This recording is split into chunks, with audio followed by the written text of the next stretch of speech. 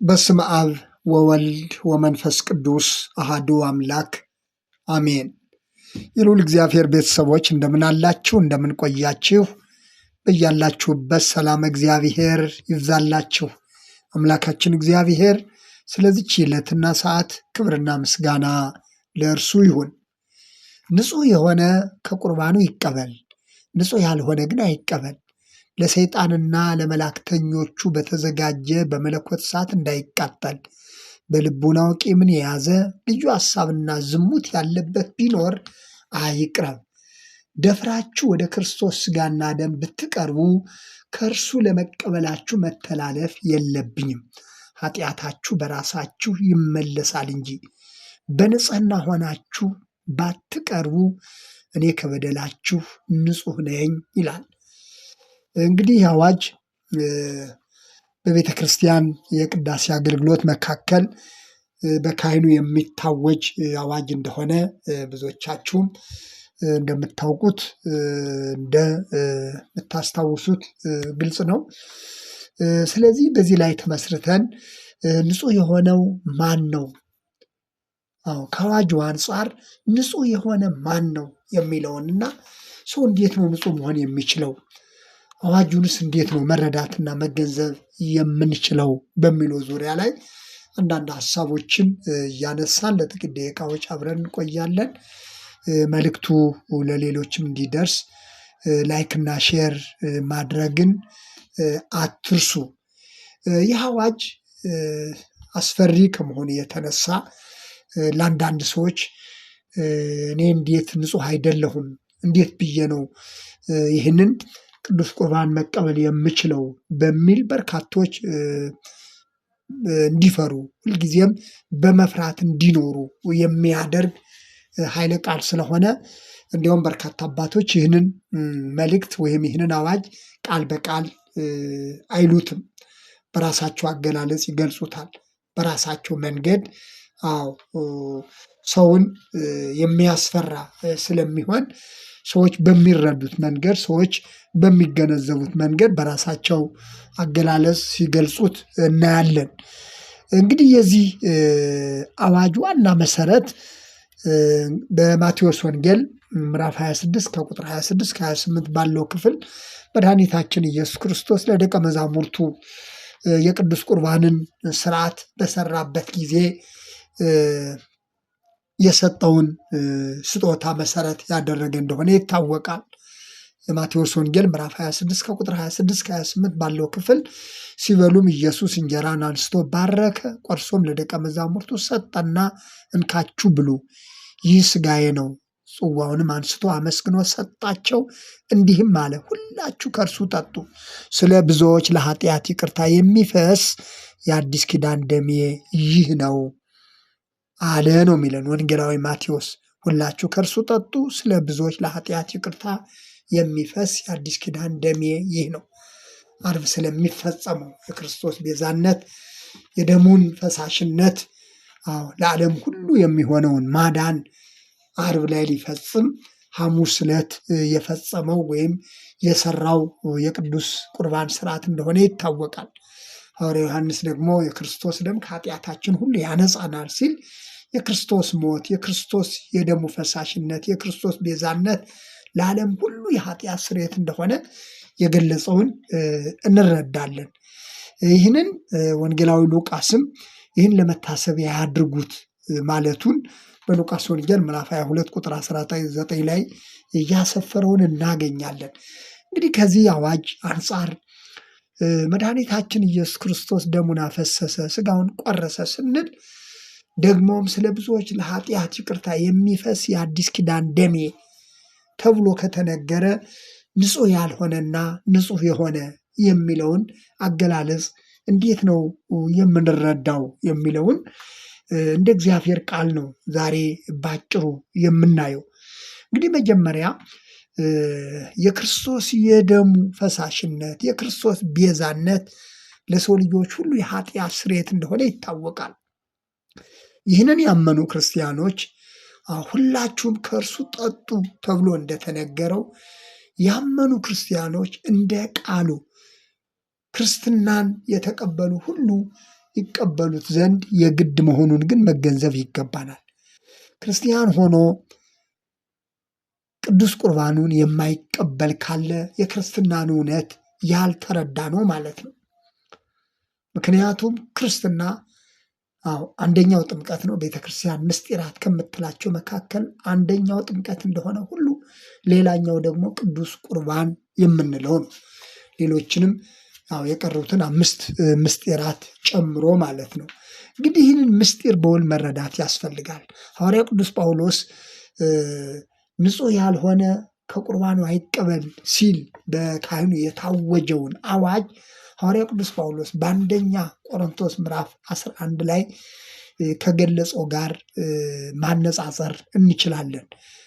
አንደኛ ቆሮንቶስ ምዕራፍ 11 ከቁጥር 24 እስከ 34 ባለው ክፍል ላይ ከቁጥር 24 እስከ 34 ባለው ክፍል ላይ ማንም ይህንን የጌታ ስጋና ደም ወይም ደግሞ ይህንን እንጀራ ወይም ይህንን ጽዋ ሳይገባው ወይም ሳይገባው በድፍረት የሚበላና የሚጠጣ ዕዳ ይሆንበታል ይላል። ዕዳ ይሆንበታል። ስለዚህ እያንዳንዱ ሰው ይህንን እንጀራ ይህንንም ጽዋ ከመጠጣቱና ከመብላቱ በፊት ራሱን ይፈትን፣ ራሱን ይመርምር። ከዚህ ውጭ ግን ዕዳ ይሆንበታል ሲል የገለጸውን እናገኛለን። እንዲያውም አንዳንዶች ይህንን በውል ካለመረዳት የበሉ የጠጡ አንዳንዶች እንዳንቀላፉ ወይም እንደሞቱ አንዳንዶችም እንደታመሙ ሐዋርያው ጳውሎስ የገለጸውን እናገኛለን። ስለዚህ ንጹሕ ያልሆነ የሚለው አዋጅ ራስን ስለመመርመር፣ ራስን ስለማየት፣ በእውነተኛ ንስሐ ራስን ስለማዘጋጀት የመድኃኒታችን ኢየሱስ ክርስቶስን ቤዛነት በውል ማወቅና ብቃታችን ከእግዚአብሔር እንጂ ከሰው እንዳልሆነ ማወቅ መማርን የሚጠይቅ ነው። እንዲያውም ሐዋርያው ቅዱስ ጳውሎስ በሁለተኛ ቆሮንቶስ መልእክቱ ምዕራፍ 3 ቁጥር 4 እና 5 ላይ በክርስቶስ በኩል ወደ እግዚአብሔር እንዲህ ያለ እምነት አለን ይላል። በክርስቶስ በኩል ልብ በሉ። በክርስቶስ በኩል ቤዛ በሆነን ደሙን ባፈሰሰልን በክርስቶስ በኩል ወደ እግዚአብሔር እንዲህ ያለ እምነት አለን። ብቃታችን ከእግዚአብሔር ነው እንጂ በገዛ እጃችን እንደሚሆን አንዳችን እንኳ ልናስብ ራሳችን የበቃን አይደለም። ሰው ራሱ ብቁ መሆን አይችልም። ሰው በራሱ ንጹሕ መሆን አይችልም። ስለዚህ ንጹሕ ያልሆነ የሚለው መድኃኒታችን ኢየሱስ ክርስቶስ ስለኛ ንጽሕና ስለኛ መዳን ያፈሰሰውን የደሙን ፈሳሽነትና ቤዛነቱን በውል ማወቅና መረዳትን የሚጠይቅ ነው። አንዳንድ ጊዜ ሳትበቁ በቅታችሁ የሚል አገላለጽ ወይም ቃልም አለ። ይህ አዋጅ ሰዎች በራሳቸው እንደማይበቁ፣ ሰዎች በራሳቸው ንጹሕ መሆን እንደማይችሉ፣ ነገር ግን ንጹሕ የሆኑ ዘንድ ብቁ የሆኑ ዘንድ ክርስቶስ ደሙን እንዳፈሰሰ ክርስቶስ ቤዛ እንደሆናቸው ሰው መቼም ቢሆን በራሱ ንጹሕ መሆን እንደማይችል፣ በስራው ብቁ መሆን እንደማይችል ብቃታችንና ንጽሕናችን የሆነው የክርስቶስ ቤዛነት የደሙ ፈሳሽነት እንደሆነ ይህንን በውል ማወቅ ያስፈልጋል። ይህንን ያላወቀ ሰው፣ ይህንን የክርስትና ትምህርት በውል ያልተረዳ ሰው ሰዎች ሲቀበሉ አይቶ ቢቀበል ዕዳ ይሆንበታል ማለት ነው። ከምንም በፊት የክርስትናን ትምህርት የክርስትናን ምስጢር በውል ማወቅ ያስፈልጋል። ይህ ማለት ግን አንድ ክርስቲያን እንደ እውነተኛ ክርስቲያን ከቅዱስ ሥጋውና ከክቡር ደሙ መራቅ እንደሌለበት ግን በውል ማወቅ አለብን። ብዙ ጊዜ ቅዱስ ሥጋውንና ክቡር ደሙን ለመቀበል ወይም ደግሞ ቅዱስ ቁርባን ለመቀበል የምንፈራው ወይም ደግሞ የማንቀበለው ብዙዎቻችን ክርስትናችን የልማድ ስለሆነ ነው። በዘመናችን ክርስትና ብዙ ጊዜ ወደ ባህል እያዘነበለ ክርስትናን ባህላዊ፣ ክርስትናን ልማዳዊ የማድረግ ልምምዶች በጣም እየጨመሩ ያሉበት ክርስቲያን ነኝ ይላሉ። ነገር ግን ቅዱስ ቁርባኑንና ወይም ደግሞ የጌታን ሥጋና ደም ለመቀበል በምክንያት መራቅ፣ እነዚህ ሁሉ የክርስትናን እውነት በውል ያለመረዳት ነው። የክርስትናን እውነት በውል ያለመረዳት ነው። በአገልግሎት ውስጥ ካሉት ጭምር የጌታን ቅዱስ ሥጋና የጌታን ክቡር ደም ወይም ደግሞ ቅዱስ ቁርባን የማይቀበሉ ብዙ ሰዎች እንዳሉ ይታወቃል። ከትልልቆቹ እስከ ታች ድረስ ክርስቲያኖች ናቸው፣ አገልጋዮች ናቸው። ነገር ግን ከጌታ ቅዱስ ሥጋና ክቡር ደም ግን እርቆ የሚኖሩ ናቸው። ከምን አንጻር ነው ብለን ስንል ግን ክርስትናን ልማዳዊ ስላደረግ ነው፣ ክርስትናን እንደ ባህል ስለያዝ ነው እንጂ አንድ ክርስቲያን ከሆነ መጠመቅ አለበት። አንድ ክርስቲያን ከሆነ የጌታን ሥጋና ደም ወይም ደግሞ የጌታ እራት ተብሎ በመጽሐፍ ቅዱስ በአንዳንድ ስፍራም እንደተገለጸው ይህንን መሳተፍ ይህንን መካፈል የግድ ነው።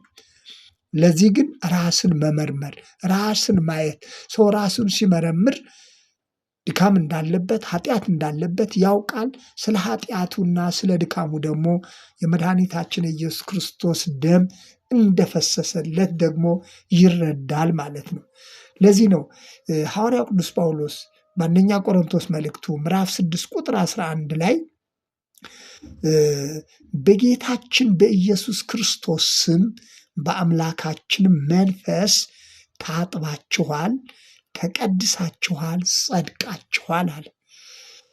ሰው እንግዲህ ንጹሕ መሆን የሚያስችለው የኢየሱስ ክርስቶስ ደም እንደሆነ ታጥባችኋል አለ፣ ተቀድሳችኋል አለ፣ ጸድቃችኋል። በማን? በኢየሱስ ክርስቶስ በደሙ ፈሳሽነት በቤዛነቱ። ስለዚህ ንጹሕ ሆኛለሁ ለማለት የሚያበቃን የራሳችን ማንነት፣ አቅማችን፣ መንፈሳዊነታችን፣ ስራችን፣ ተግባራችን፣ የዕለት ተዕለት ህይወታችን ይህንን አድርጌያለሁ፣ ይህንን ሰርቻለሁ፣ እዛ ደርሻለሁ፣ እዚህ መጥቻለሁ በሚል ሳይሆን የሰው ልጅ ትክክለኛ የሆነ መንፈሳዊ ህይወት ሊኖረው የሚችለው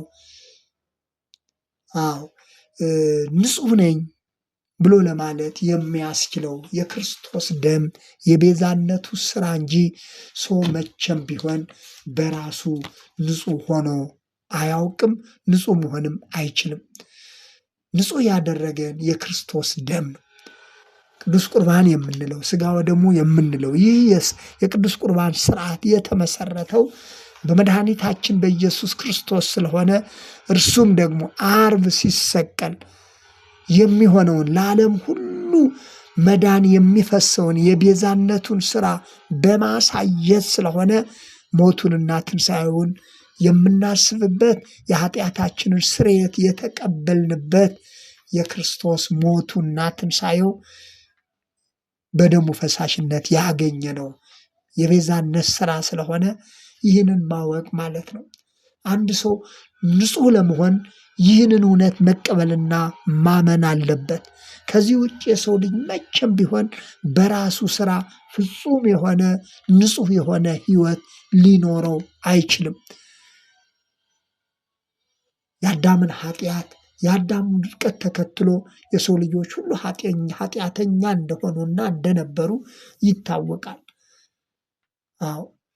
ሐዋርያው ቅዱስ ጳውሎስም በሮሜ መልእክቱ ምዕራፍ 3 ላይ ዳዊት ሁሉ አመፁ በአንድነትም ረከሱ በማለት የዘረዘረውን በመጥቀስ የሰው ልጆች ሁሉ ኃጢአተኛ መሆናቸውን የእግዚአብሔር ቃል በዚህ ገልጿል፣ እንዲህ ተናግረዋል።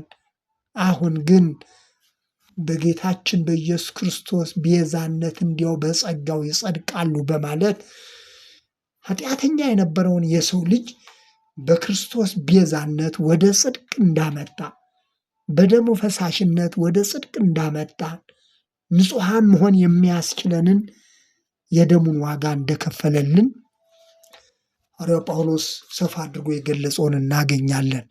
ስለዚህ የሰው ልጅ ፍጹምና ቅዱስ መሆን የሚያስችለው የራሱ ማንነት እንደሌለውና ንጹሕ መሆን ያስቻለው የክርስቶስ ደም የቤዛነቱ ስራ መሆኑን ልናውቅ ያስፈልጋል። ይህንን ስናውቅ ሕሊናችን ነፃ ይሆናል፣ ውስጣችን ነፃ ይሆናል።